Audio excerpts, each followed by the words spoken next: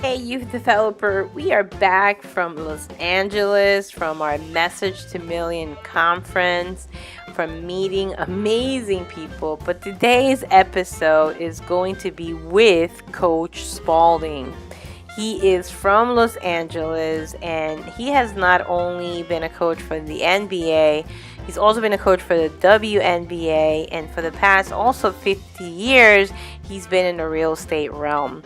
One of the things that we love about him is his legacy of the power of your personal discipline. And for this 4 weeks, I'm going to be a guinea pig. He's going to coach me the next 4 weeks about something that I've been pretty open lately, which is the fear of being in the kitchen and how I really want to face that head on to really enjoying the process of cooking, of looking good and tasting good.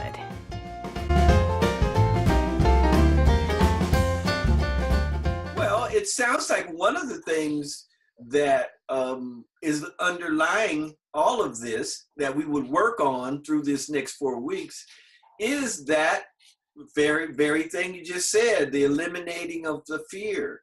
And you've given yourself a little history lesson about where that comes from and from back and why it is there. Yeah. Now it's about recognizing that, okay, this is something that it comes from here. Now I'm this age, and I look back at the passage from a youth and the interactions of our parents. And this is the thing that as we get older, you see more, and I did, is that you watch the interactions of your parents as a child. Mm-hmm. And you really don't understand really the subtleties of what's going on between them. Yeah. How it's worked out. But you observe it and you take it in. And it leaves a certain impression on you about maybe what you want your family or life to be and what you don't. Things that you like and things that you don't like. Yeah. The idea is to be able to look at those things, understand their learning process that taught you what you don't like, what you don't want to model. Yeah. And to move on from that and not let those things continue through a whole life at 30, 40, 50, 60, 70, that the same things are still impacting you. Yeah. When you recognize it, you look at it, get the lesson, you move forward. And it's all about the fear that we talked about before, about how powerful fear is and how to become more fearless. Yeah. So this whole process that we're going to work on will also help you become more fearless by kind of recognizing some things, looking at them, and moving forward and eliminating them from your whole template. See? Yeah, template. I like that. I like how you use the word template. Yes. Yes. And this is something that you're forming yourself. So you're creating your operating system. Mm-hmm. And so you can look back at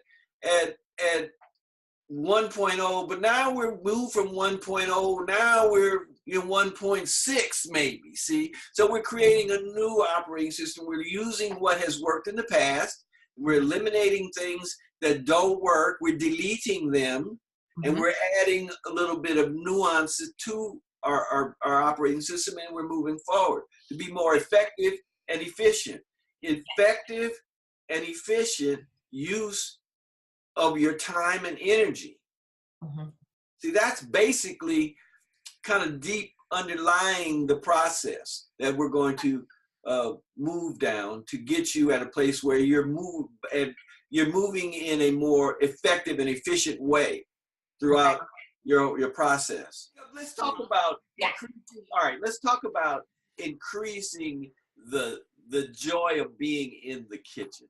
Are there some things that you can do when you think about going into the kitchen? I can have Alexa pre-play 5:30 jazz music. I love jazz. I love to cook to any like jazz or piano, right, because because my nerves could be out there, because I like to clean to like Cellular Cruise and like things that are gonna make you start dancing. That's how I want to clean. Right. But I think that jazz music really calms me down. Yes. So Ella Fitzgerald, it's right. like that really puts me like at ease. So one of the things I could do is that I could tell Alexa at 5:30 play jazz music, and I don't even have to like have an alarm, because the alarm is so like, I have to do this. Establish a cooking playlist that, so say maybe 5 songs, 8 songs, however many songs you want on the playlist, so that when you tell Alexa, okay, 5 o'clock, play the my favorite playlist, so that you know at 5 o'clock it'll come on and start, and that will. So that's one thing we can do. Yeah. Establish your cooking playlist with Alexa. See how much fun this is? Yeah. So I love Alexa. Alexa's my new best friend. I just got her like a month ago, and I'm like, I cook. So going grocery shopping, I wanted to become part of that, because I get in like an autopilot. Like I go to Trader Joe's and I'm just like, this is what I need to do. But I want to be able, now that it's spring, I want to go to the farmer's market and pick my things. I want to be able to enjoy picking the things. So I want to start that, because we my husband and I had said we're gonna start doing that on Saturday, to get ready for the week. So that's one thing I really want to put into action, because I have not acted on that. But okay, so an action plan would be to set a date or a time where we do our shopping, so if it's Saturday, if it's Sunday, if it's whatever day it is, to have a time that we set that we go do our shopping. So that's another one. Yes. Okay.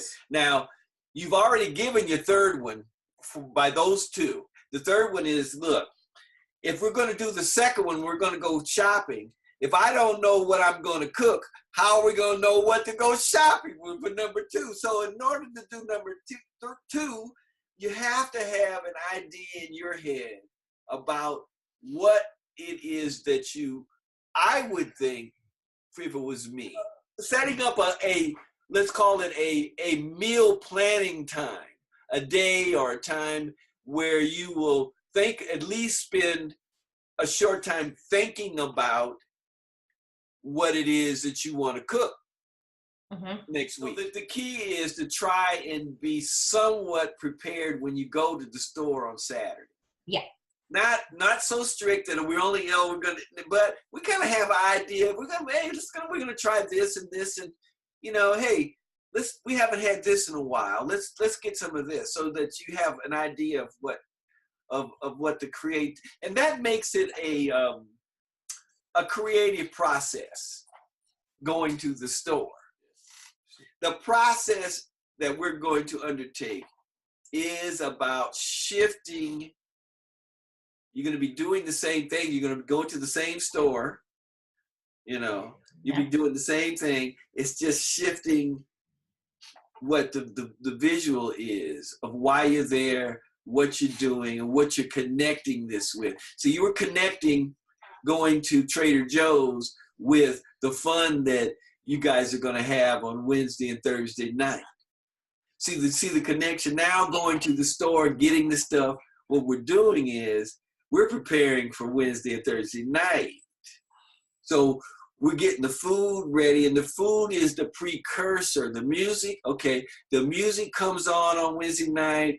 We went to the store on Saturday. When that music hits on Wednesday evening, okay, now we're going into this. We have our nice dinner, and we ease off into the next part of our evening. Okay, so if you kind of begin to connect this creative cooking, the store going, and all that up into a pleasurable, loving experience, then all of a sudden on Wednesday, you can't wait till Wednesday and Thursday night comes. Yeah. It becomes, like, the fear is gone. See, So that's what we're going to do. We're going to move on to let's move on to a next key point, because we don't want to put too many things in yet.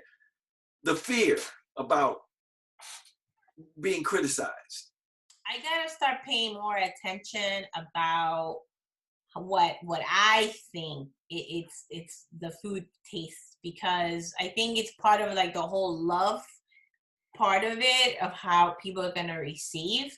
I think I need to taste. I need to, as I'm cooking, to see, what, this probably needs a little bit more salt, or this probably needs a little bit more of that. But it's got to come from me. That the whole tasting, the whole judgment of it. The judgment part, we all have a certain amount of concern about the way we are judged by other people. And many times that is part of the reason why fear comes into play, that fear of judgment, and of what someone else feels about you, how they think about you, whether you are good enough or bad enough, or whatever it is you're trying to do, whether it's running fast, playing tennis, or spelling, or reading well, or writing, being able to have some penmanship, whatever the skill may be.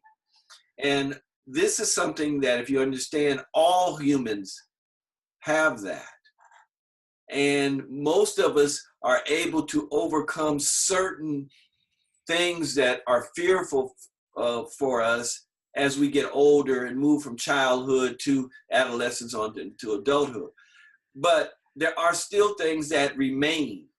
I don't care how old you are. Okay. Those are the things that are more difficult to overcome and remove, that are planted, that have been in there. Mm-hmm. And those are the things that are the basis of you moving past your fear and moving into your possibilities, the complete possibility realm. Yes. There you go. See, that was completely ad lib for everybody watching this. Yeah, that was completely ad lib. But that just shows the synchronicity between you and I, from not even knowing each other. But now I say something and you're able to, okay. But it is from the place that I'm at right now, the age I'm at right now, understanding the power of eliminating fear in all aspects. Right. How you deal with it is what is the key. Acknowledging what it is, then how are you going to deal with that in terms of opening up your possibilities? The fear is limiting you. It's limitations. When you take the fear away, the possibilities open up, because you're not afraid. You're not afraid of what someone's going to think. You're not afraid of not being the best. You're not afraid of failure, because in everything there's lessons, So if you transition this fearlessness in going into the kitchen into fearlessness about X, fearlessness about Y, fearlessness about your whole life, it begins to open up. The process can be used to open up possibilities in all aspects of your life. That's why it's important to start with something relatively simple, something small, something simple. It may not be simple to you, but something small, simple, in order to get the process going. And then if you're able to internalize that process and see the power of it, then the aha moment happens, and you say, aha, I can also use this in a relationship here, or I can also use this in my business, or I also can use this process in all aspects of creating that loving atmosphere around me.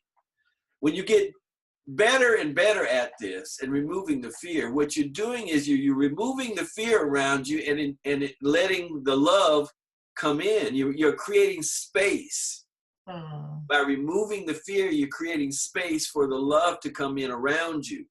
And that frequency, that vibration of love is able to come in and surround you. That's what, in the big picture, it's all about. But we're at the small picture right now. we're cooking. We're cooking. Hey, that's good. We're cooking. That's right. We are cooking right now. I like what you said about eliminating, like creating that space. So it's like the less the fear, the more possibility you're gonna add to your cup, to my cup. Yeah. Yes. Okay. And that's in health, in relationships, in business, in love, whatever you want to do that is that the key is to understand your power, understand your personal power. When you begin to do that, you become fearless. You become less afraid when you understand your power.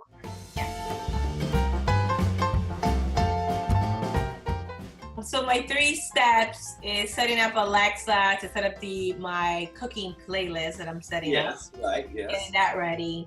Number 2 is to start the meal prepping ideas and in my mind when I go on Saturday. So Saturday is my designated day, which is tomorrow. To get the food. And I think I really like the fact that I'm going to the same places. This is trade shows, but I'm shifting just my mindset.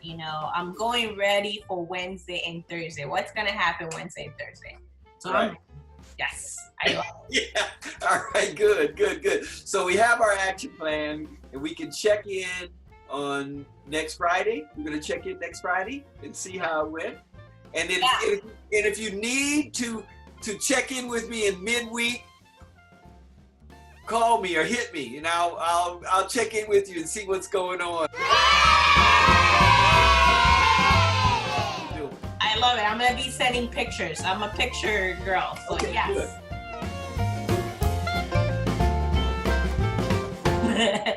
Awesome.